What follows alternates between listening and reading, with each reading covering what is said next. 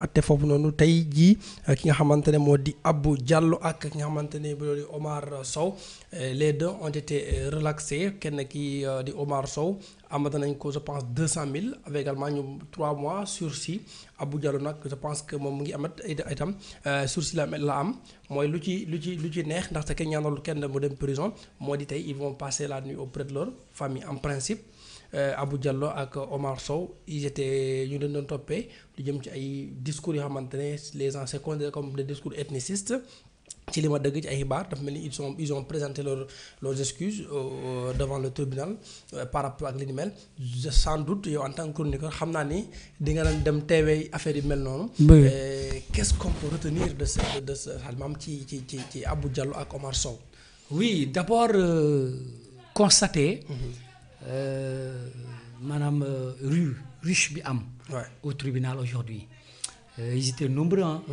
La salle était pleine à craquer, il y avait beaucoup plus de monde dehors que dedans, donc loolu dafa am lu muy manifester, ça veut dire que ça montre peut-être que l'importance que ces gens-là ont au sein de leur famille d'abord. Absolument. Au sein du voisinage, dans leur quartier et ensuite dans ce pays, pour ne pas dire au niveau international. Exactement. Alors, ce qui est enfin, ils ont été poursuivis pour 2 chefs d'inculpation.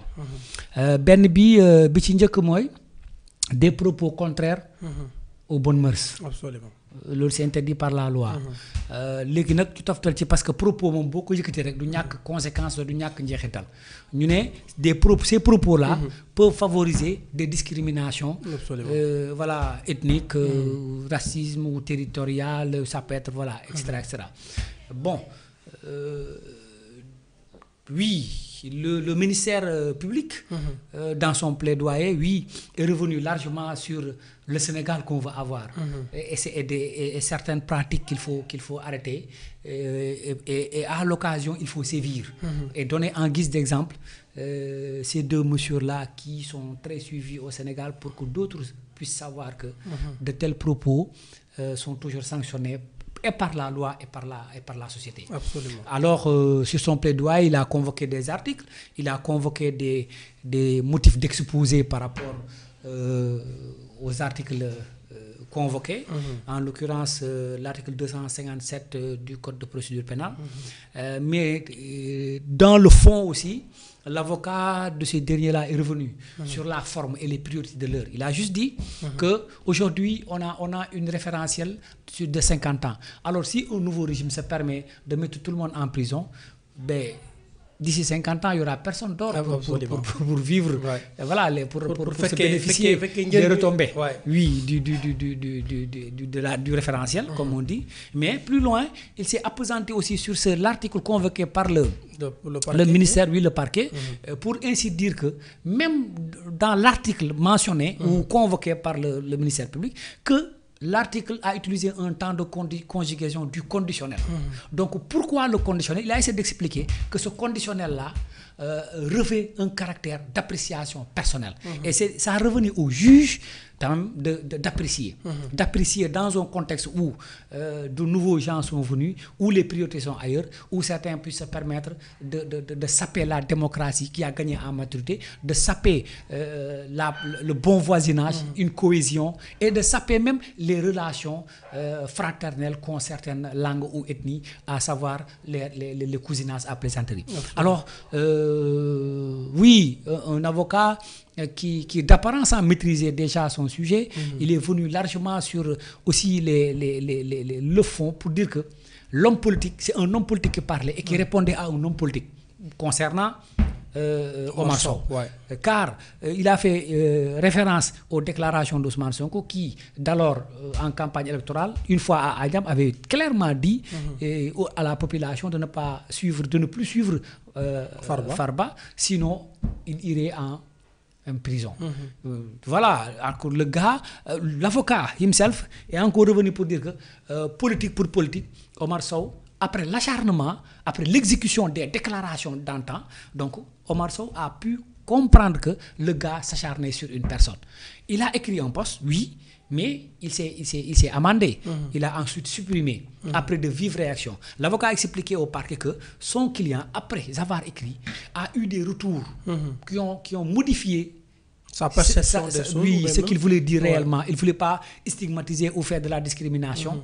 Il a voulu juste répondre par un coup politique, disant que Ousmane Sonko avait déclaré à Bignona que Macky détestait la Casamance et en conséquent l'ethnie Diola. Il a juste voulu répondre politiquement. Mais quand il a compris que ces gens-là étaient en train de détourner ses propos, il s'est rebuffé et a tout simplement supprimé son poste. L'avocat a dit ça devait suffire parce que le gars, avant d'être convoqué, a compris son geste et a voulu entrer dans un sillage de construction d'un pays où il faut bon vivre. Surtout par rapport à l'ethnie qui sont Diola, Serer, Wolof. Le gars est revenu sur ça. Et par rapport à ça, le parquet avait requis, je pense surtout avec le cas d'Abou Diallo, 6 mois, donc 15 jours ferme pour Abou Diallo, mais par la grâce de Dieu, si c'est pour ça comme ça, finalement, les deux, je pense, ils ont présenté des excuses par rapport à leurs propos qu'ils ont relayés, mais finalement, le juge a jugé quand même nécessaire que, puisqu'ils sont excusés déjà, avec l'explication de l'avocat, il a préféré de relaxer avec des condamnations en sursis. Oui, des condamnations en sursis qui peuvent arranger Abou Diallo, qui je pense même pas ne pas arranger Abou Diallo, parce qu'on parle de 2 mois. Sans amende pour Abou, oui. Mais bon, mais pour Omar Sow, c'est beaucoup plus compliqué. Parce que pour 200 000 d'amende et 6 mois sursis, je pense. 3 mois. 3 mois sursis. Déjà, on parle de plus. Bon, si c'est 3, même l'amende suffirait. Pour l'amende suffirait pour briser son élan politique. Absolument. Parce qu'il y a le code électoral en son article L29 qui dit que toute personne condamnée par pénalité, amende de, bon, je ne sais pas, par plus de 6 mois ferme ou 6 mois avec sursis, avec une amende. Peu importe la somme de l'amende, perdrait ses droits civils et politiques pendant au moins 5 ans. Alors, connaissant l'homme politique, alors que les locales se profilent à l'horizon, moi je pense que ce verdict ne l'arrange pas. Non, Omar Sow, c'est 4 mois avec 200 000 amendes. Abou Diallo, une peine de 3 mois avec sursis. Avec sursis. Même, même 200 000 amendes suffisent. Sans l'amende, ça pourrait passer. Mais avec l'amende, c'est beaucoup plus compliqué. Ça peut être compliqué pour lui. Au-delà de 100 000 francs, on dit que tu perds naturellement ou obligatoirement tes droits civiques, et politiques. Alors, dans ce siège-là, on peut comprendre clairement que derrière tout ce qui est en train d'être tramé, il y a un élan de vouloir casser des opposants. Donc, on peut dire que si Kao Nyarigny, on est quand même d'accord que justice a été rendue. Oui, justice a été rendue à juste titre ou oui, peut-être pour l'un, pour l'autre. 2 mois sur, je ne sais pas, pour Abou Diallo, oui, ça peut se comprendre. Mais 3 mois, c'est-à-dire 4 mois pour Sow, plus l'amende, ça c'est compliqué pour un politique. Parce que de facto, il ne peut plus être électeur ni être maire. Alors que lui, son principal, enfin, je veux dire, son principal objectif, c'est d'être maire de Yeumbeul. D'ailleurs, il s'appelle comme ça, Ouzis Omar Sow, Yeumbeul, maire de Yeumbeul Sud. Donc, toute sa vie, c'est Yeumbeul. Il a toujours œuvré pour Yeumbeul. Donc, en tant que politique, moi, je pense que le premier objectif ou le premier truc à franchir pour un politique, c'est d'être conseiller ou maire chez soi. Donc, si on lui prive de ça... Quand il n'y a pas eu de clémence en faveur de Omar Sow. Non, il n'y a pas eu de clémence, c'est fait à dessein. Maintenant, c'est ça le problème au Sénégal. Maintenant, il y a des lois qui sont là, taillées sur mesure, pour permettre à des politiques mal intentionnés de casser des opposants. Parce que quand même, cette loi-là, moi je ne vois même pas la pertinence de cette loi qui vise à... On peut te sanctionner, oui, tu peux payer une amende. Maintenant, c'est une double sanction. C'est-à-dire que tu es en prison, tu es en sursis, tu paies de l'amende et tu perds encore tes droits. Non mais attends, c'est une double sanction. Alors ces genres de lois-là, pour moi, devraient être mises à jour. Donc, tu peux être amendé avec sursis ou avec peine de prison, oui.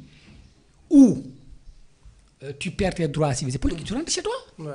Tu ne peux pas faire de la prison, avoir une peine de sursis, de l'amende perd ses droits civils et politiques. parce que ça c'est beaucoup trop de choses à la fois. li nga wax ni sax dafa am lu muy conforter parce que dafay conforter gis naa le gars là Daouda Mine mu gën Pape dina expliquer par rapport au cas de Farba Ngom bu ñu expliquer en fait dafa mel ni dafay dem ci sa logique moo di réformer par exemple notre beaucoup de pas de yenn poñ yi ci justice du Sénégal. ay articles yoo xamante ne war nañ ko réformer pour mu sàmmante ak li nga xamante ne loolu mooy noonu la société war a demee parce que quand je prends l'exemple de Farba Ngom quand il dit par exemple que la loi n'a pas prévu en réalité amul texte bu bind ni que les députés dañ naa war a jox le dossier boo xamante ne mu lañ toppee Farba. nee na moom en fait article bi prévoir ko mooy article 52 mooy règlement intérieur bi prévoir ko mais nee na logiquement maanaam l'article bi loi bi prévoir ko mais normalement ça aurait été plus préférable qu'en tant que député booy voter pour ñu lever nit immunité parlementaire nga am ci au moins si li ngay sukkandiku est-ce que vraiment c'est valable ou pas mais par contre loolu amul te également par rapport ak yii nii mooy li nga wax ni léegi la personne am na sursis tëdd na tuuti kaso ñàkk na droit civique am te war na fay xaalis également. Autant de choses, oui. Sur le même siège, je pense qu'on doit revisiter beaucoup de textes et de lois au Sénégal. Maintenant, sur le principe, il y a la lettre et l'esprit. Maintenant, la lettre ne dit pas autant de choses, mais l'esprit quand même voudrait que, quand on accuse quelqu'un de quelque chose, il faudrait quand même lui dire de quoi il en est. On ne peut pas t'accuser de tout ce qu'ils veulent et de vouloir que tu viennes justifier par toi-même ce dont on t'accuse. Je pense que l'esprit sur le Sénégal bi nii est-ce que sur le Sénégal bi nii des propos yoo xamante ne Abou Diallo Omar Sow ñu ngi leen koy toppee est-ce que vous cautionnez ça? Non, mais attendez, c'est pas parce que je l'ai dit tantôt, c'est pas parce que on a imité dañu toppandoo lu bon que dafay baax. Déedéet. Les propos d'Ousmane Sonko d'alors, moi je les ai condamnés. Ce n'est pas bien pour un homme de la trempe d'Ousmane Sonko d'abonder dans ce sens-là, même si c'est pour des objectifs politiques et pour toucher le maximum de l'ethnie Diola ou des gens du Sud. Et c'est aujourd'hui encore que je récuse aussi ces propos venant de Omar Sow, de Abou Diallo et de quiconque d'ailleurs profererait ces genres de discours allant dans le sens de la discrimination raciale, entre autres. Parce que cette discrimination raciale dont on a accusé. Oui, dont on a prétexté pour accuser bien sûr l'autre, comment il s'appelle, Abou Diallo et Omar Sow. Ces mêmes propos-là ont été prononcés par Ousmane Sonko, l'opposant d'alors, mais qui n'a pas été inquiété. Pourquoi selon toi? Non mais attends, parce que même sur la gestion du pouvoir, il y a de l'élégance républicaine. Il y a des choses que les gens peuvent passer de l'éponge et passer sur l'essentiel. Que quelqu'un aille dire que le président déteste les Diola, etc., etc. Aujourd'hui, tu irais direct en prison. La preuve, ces gens qui ne l'ont pas dit, mais l'ont insinué et ont été en prison. Donc, si quand même on rendait la pièce de la monnaie à tout politicien, je pense que l'après-pouvoir d'Ousmane Sonko serait quand même difficile. Et il faut penser quand même à ça. Macky Sall est plus élégant. Ah oui. Sur beaucoup de choses. Sur bien des choses. C'est pas la même chose, c'est pas la même personne, c'est pas la même personnalité.